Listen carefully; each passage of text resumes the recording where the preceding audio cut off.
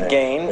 And as I was talking to you during the break, one of the things that you mentioned in the book, and we're going to talk about your success, is that not everyone is built to be an entrepreneur. Talk about that. Well, you know, entrepreneurship's about ambition.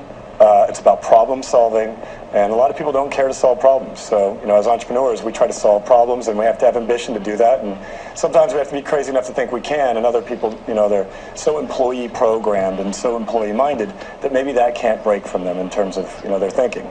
So how did you get started? As I said, you know, at the age of 21, you did it. Well, my father was in the middle class, and when he disappeared, I went into poverty. And I saw the way that poor people hustled to make money.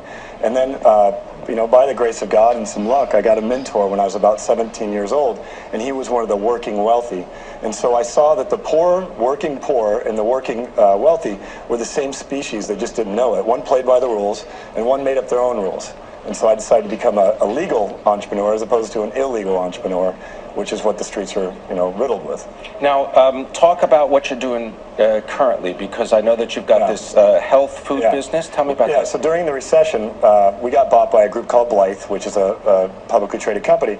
And during the recession, we almost went out of business. What's the company, though? Tell people what you're doing. Visalus Sciences. Okay. And we're a manufacturer of nutrition-related products, and we decided that we were going to get into the food supplementation business, and we created a thing called the Body by Vi 90-Day Challenge. And now, literally, every minute, 2 people sign up for my challenge to the tune of 85,000 plus people a month. 524,000 signed up for it last year, and this year we're on pace to have a significant growth year. Last year we went from 2010 we did 36 million in sales. 2011 we did 231 million in sales. You turned this around too, because I mean it was almost going to end, right? I was with them. I mean, the trajectory was great, and then it just fell apart. Yeah. Well, the public company that bought us, you know, thankfully, they really supported us to turn the company around and provided us a lot of added value, so that we, my founders and my leadership team and my field team, could go out there and rebuild a business around the culture we wanted to create. And so now we're having a fun time, and we're building the business, and it's, you know, it's doing really well. Tell me about your participation in the company now, because you took stock, right? Well, so just a few days ago we announced we had a cash buyout of 8 times EBITDA. So you know, there was a significant amount of money owed to myself and my co-founders, and we got together and said we didn't want to leave this company. We want to build it forever. So we took Blythe and the parent company, or Blythe. We took stock in Blythe, and now I'm the second largest insider along with my founders.